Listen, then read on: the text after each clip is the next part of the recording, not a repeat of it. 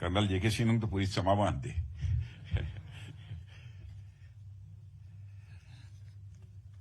General Manoj ji Pande, chief of army staff, Shri Vijay Kumar Singh, secretary ESW, doctor Puri Hariprasad, joint secretary ESW, commodore HP Singh, secretary KSB, serving officers and veterans, industry leaders and representatives, मेरे media के मित्रों, आज रक्षा मंत्रालय द्वारा आयोजित इस CSR कॉन्क्लेव में आप सभी के बीच उपस्थित होकर मुझे बेहद खुशी हो रही है।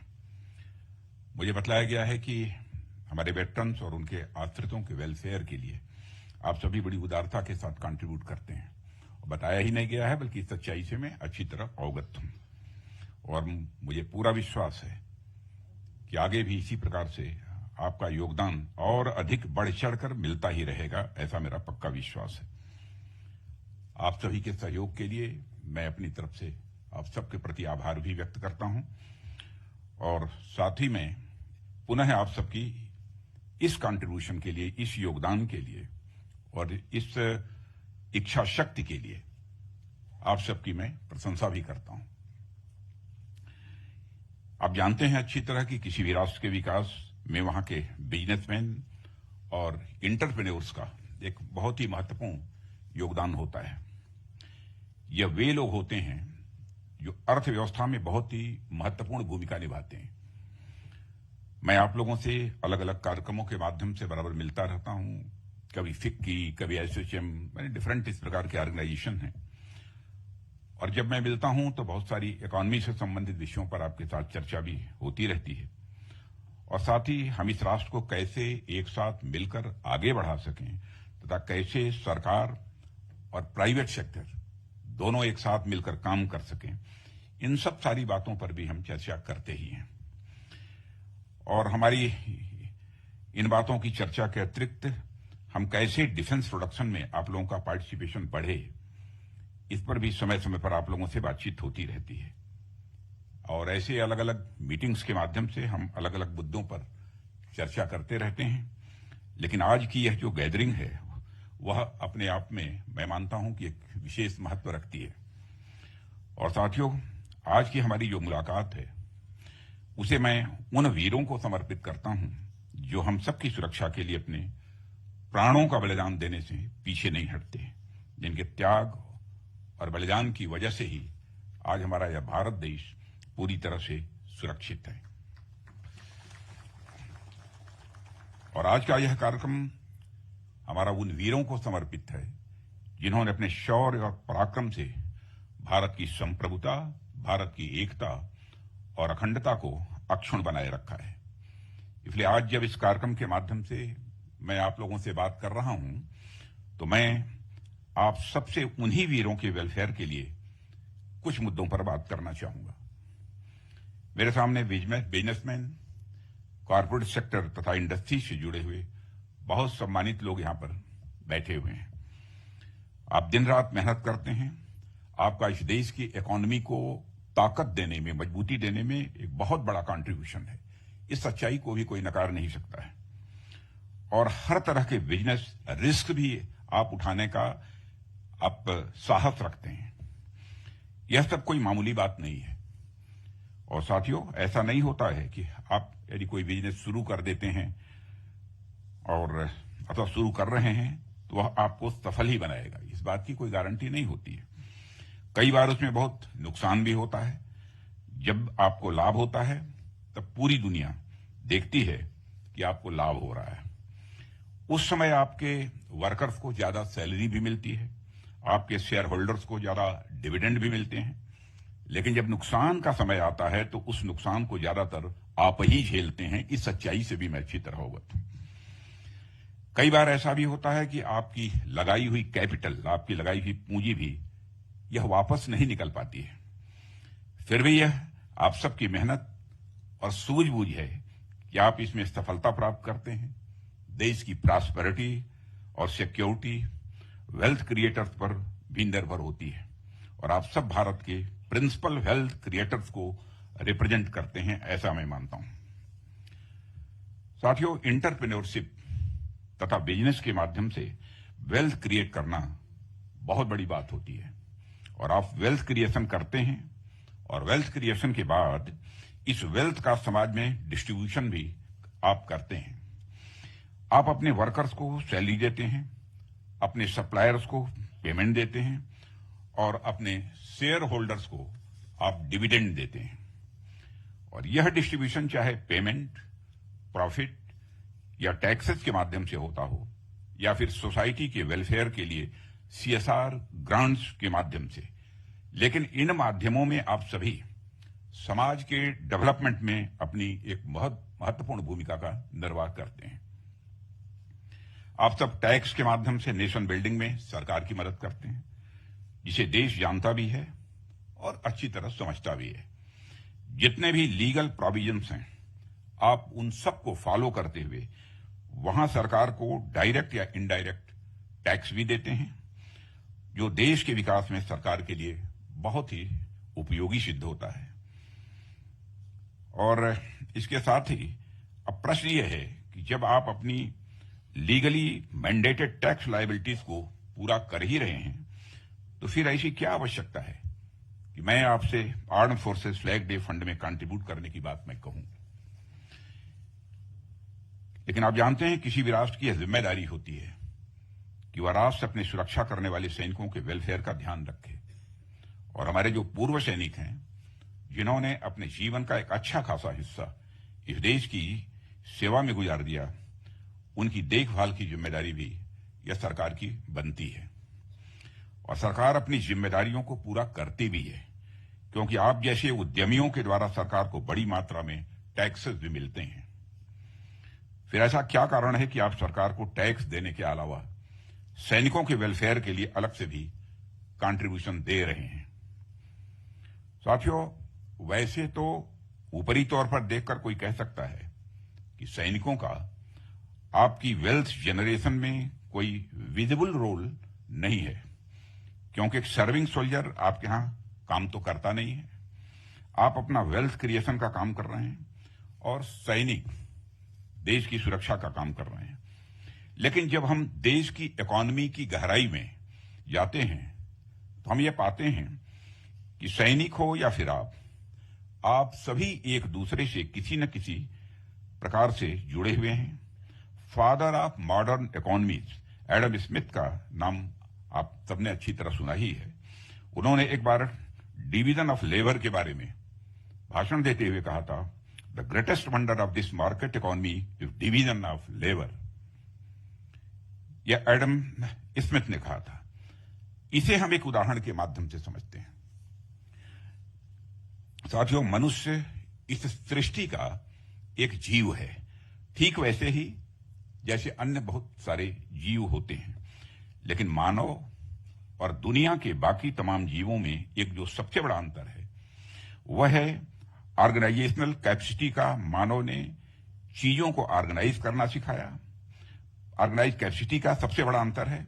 और मानव ने चीजों को ऑर्गेनाइज करना सीखा और इसके दम पर आज मनुष्य पृथ्वी से बाहर तक भी अपनी पहुंच बना रहा है। और इस ऑर्गेनाइजेशनल कैपेबिलिटी की जो सबसे बड़ी धुरी है, वह है डिवीजन ऑफ लेबर।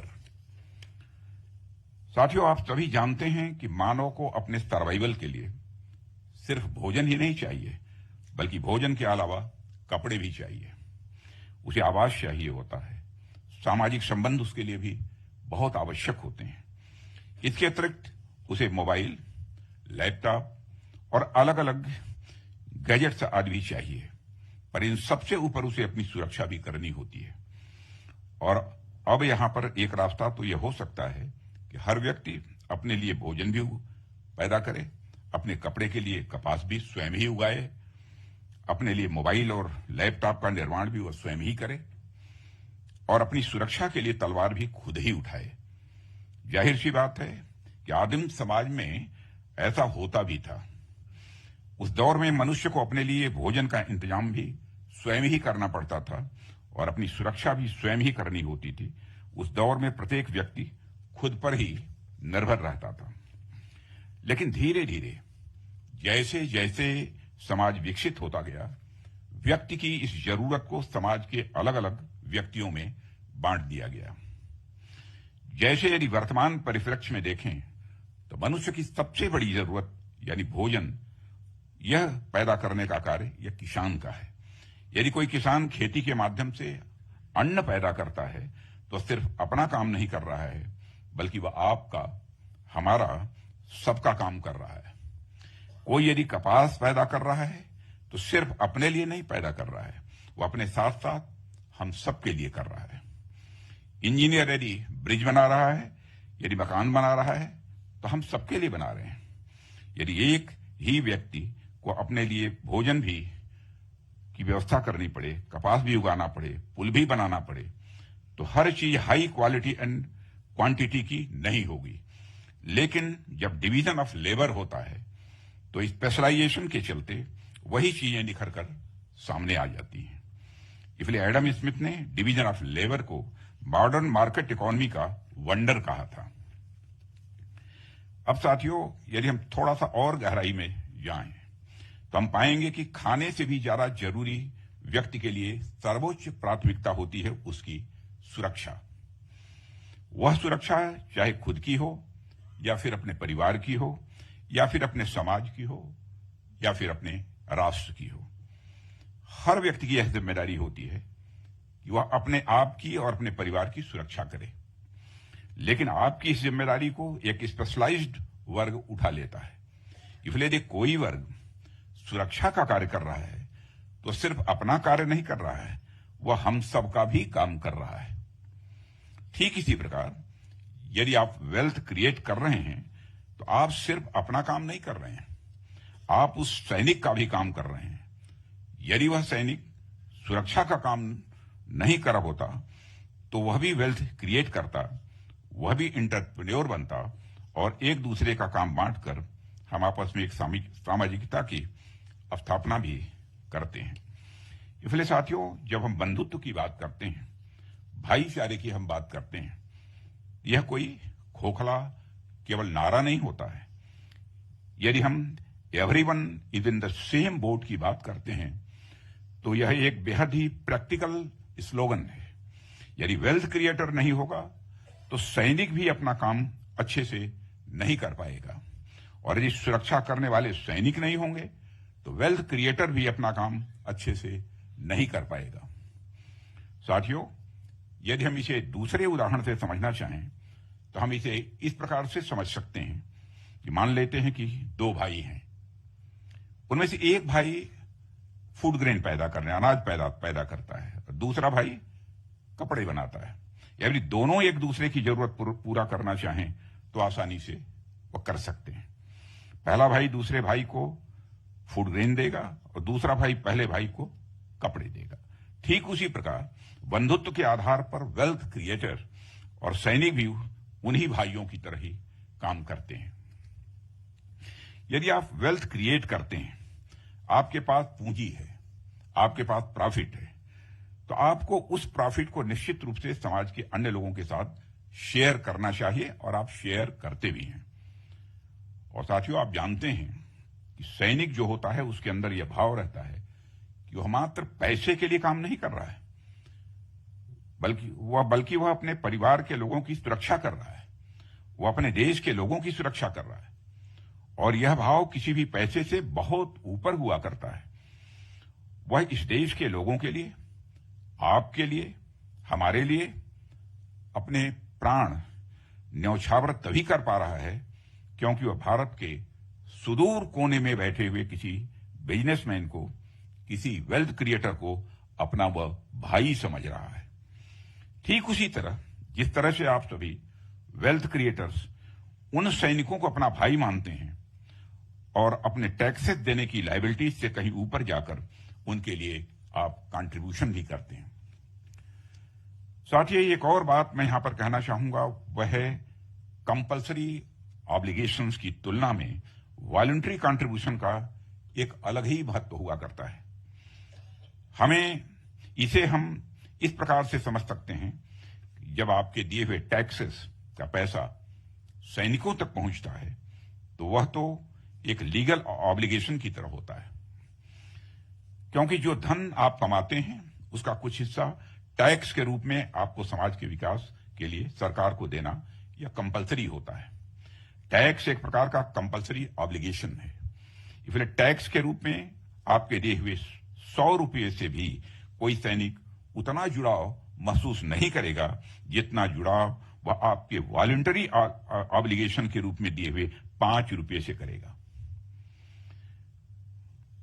उस सैनिक को यह लगता है कि आप किसी कानूनी बाध्यता की वजह से उसके लिए कंट्रीब्यूशन नहीं कर रहे हैं, बल्कि आप उसे अपना भाई मानते हैं, इसलिए उसके लिए वॉलंटरी कंट्रीब्यूशन आप कर रहे हैं। साथियों, यह जो अपनापन का भाव है यह तभी आ पाता है जब हम किसी लीगल कंपल्सन से ऊपर उठकर अपनी सेनाओं के लिए काम करते हैं। मानिए कि कोई टीचर या प्रोफेसर है, वह किसी इंस्टीट्यूशन को अपनी सर्विसेज प्रोवाइड करता है और उसके बदले में अच्छा खासा मेहनताना भी माने पारिश्रमिक भी पाता है। लेकिन सोचिए कि टीचर्स डे पर या इसी तरह के किसी और ओकेजन पर उस टीचर के कुछ स्टूडेंट उसे कोई गिफ्ट भेंट करते हैं, तो वह गिफ्ट उस टीचर के लिए कितना महत्वपूर्ण हो जाता है और टीचर को कितनी प्रसन्नता होती है। गिफ्ट की मॉनेटरी वैल्यू देखें तो चाहे 50 हो, 100 हो या 200 रुपये ही क्यों न हो, पर उसकी इमोशनल वैल्यू देखें तो वह प्राइसलेस होती है, क्योंकि वह गिफ्ट किसी ऑब्लिगेशन से नहीं बल्कि दिल से दिया गया होता है। ठीक वैसे ही टैक्सेस सेनाओं से अपनापन बनाने का कोई स्थापित माध्यम नहीं है। आप यदि ब्रिटिश काल में देखें तो भारत में जो ब्रिटिश आर्मी थी उनके सैनिकों की फंडिंग भारतीयों के द्वारा दिए गए टैक्सेस से ही होती थी। लेकिन क्या हम भारतीय ब्रिटिश आर्मी को अपना समझते थे? कतई नहीं। और क्या ब्रिटिश आर्मी हम भारतीयों को अपना समझती थी? नहीं। साथियों, इसका उत्तर है नहीं, बार बार नहीं, क्योंकि सेना और उसके नागरिकों का संबंध बेहद अनोखा होता है। एक सैनिक और एक नागरिक का संबंध सिर्फ नागरिक के द्वारा दिए हुए टैक्सेस और सैनिक के द्वारा पैसे के लिए नागरिकों को सुरक्षा करना ही नहीं होता है, बल्कि यह संबंध बेहद आत्मीय होता है। और यदि हम भारत की बात करें तो भारत में तो यह भाईचारा इतना घनिष्ठ है कि यहां देश का प्रत्येक परिवार सैनिकों को अपने बेटे के समान मानता है और सैनिक भी देश के प्रत्येक परिवार को अपने परिवार के समान मानकर उसकी सुरक्षा भी करता है। साथियों, इसलिए आप सभी यदि अपने कंपल्सन से ऊपर उठकर अपनी इच्छा से अपनी सैनिकों के लिए कुछ कर रहे हैं तो आप इस आत्मीय संबंध को और मजबूत बना रहे हैं, ऐसा मेरा मानना है। मैं आप सभी को धन्यवाद करता हूं कि आपने armed forces flag day fund में अपना कंट्रीब्यूशन दिया है और निश्चित रूप से आपका यह योगदान हमारे सैनिकों के मनोबल को और ऊंचा करने में सहायक सिद्ध होगा। मैं आप सभी गणमान्य लोगों से यह अपील करना चाहूंगा कि आप अपने क्षेत्र के और भी सारे सम्मानित लोगों को इस मुहिम में शामिल होने, इस मुहिम में जुड़ने के लिए आप इंस्पायर करें। इस अवसर पर इससे ज्यादा कुछ न कहते हुए मैं आप सभी के प्रति धन्यवाद ज्ञापित करता हूं और पुनः जो हमारे जवान शहीद हुए हैं उनको अपनी विनम्र श्रद्धांजलि अर्पित करते हुए अपना मैं निवेदन समाप्त करता हूं।